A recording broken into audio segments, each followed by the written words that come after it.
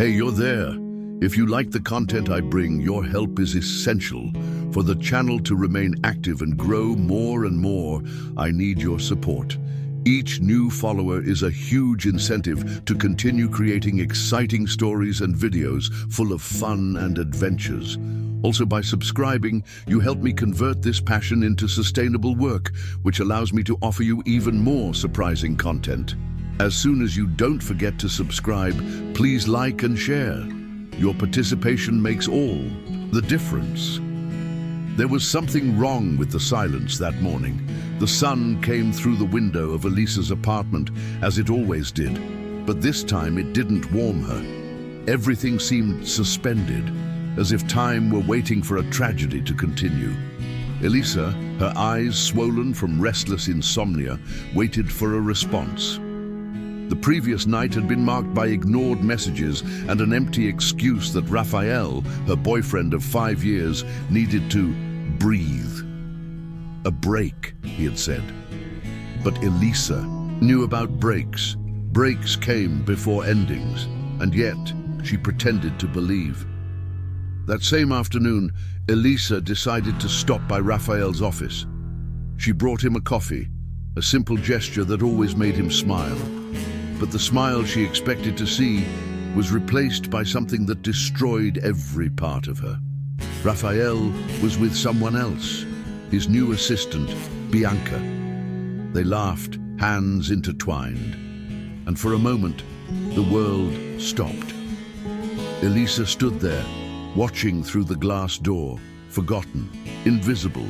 He saw her, he said nothing, he just lowered his eyes. Cowardice.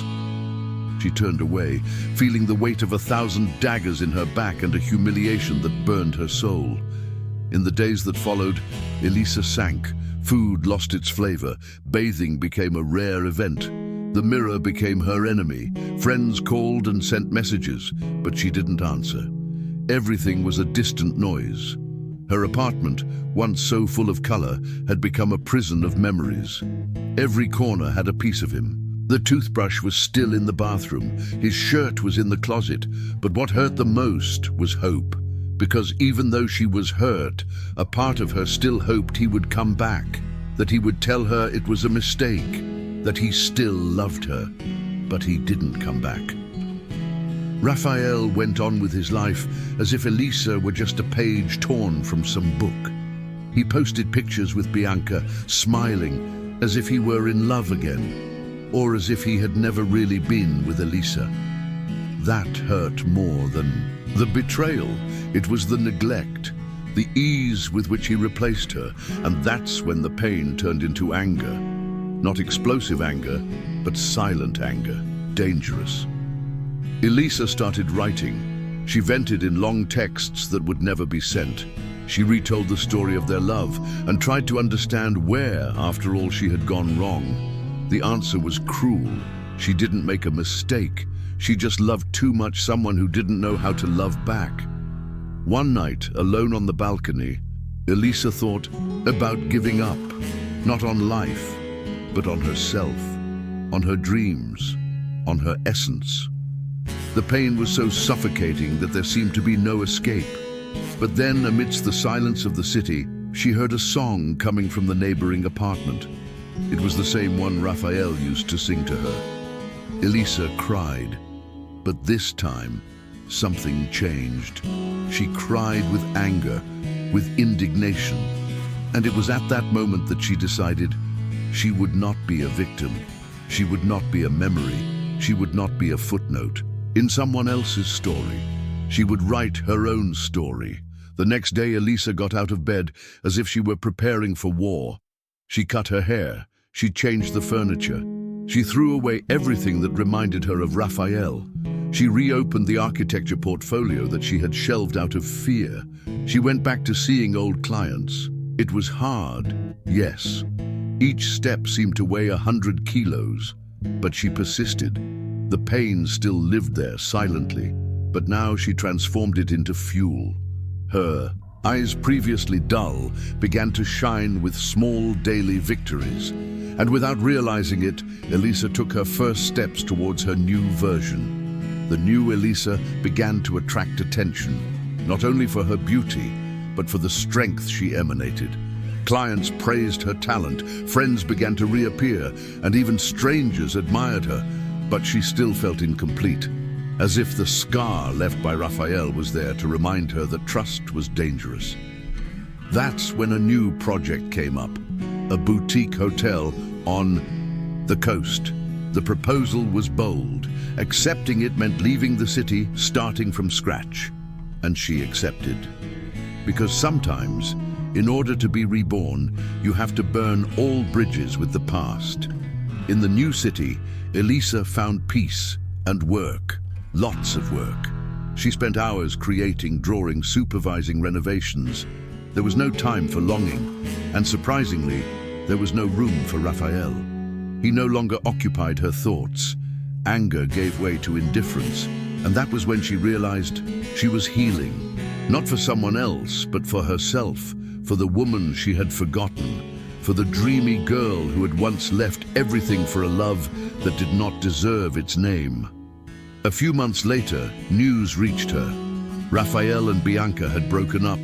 He was unemployed, lost, looking for a new start. And as fate loves ironies, one of the hotel partners was an old friend of Raphael's. A lunch was arranged, and Elisa, without knowing it, came face to face with the past.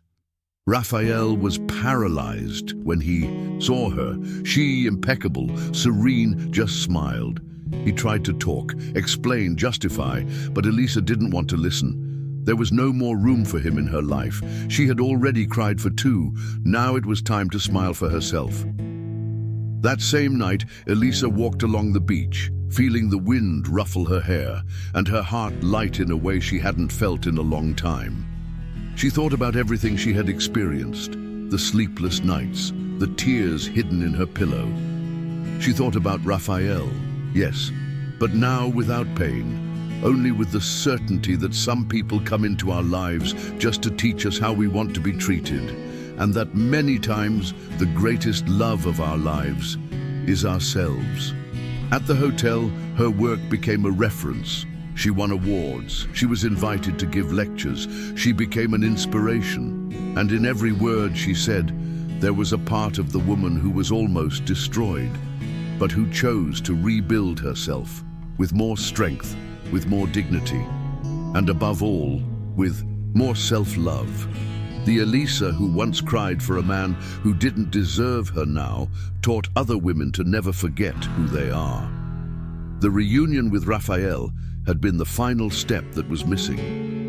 Not because she needed to see him suffer, but because she understood when she looked into his eyes that he had lost much more.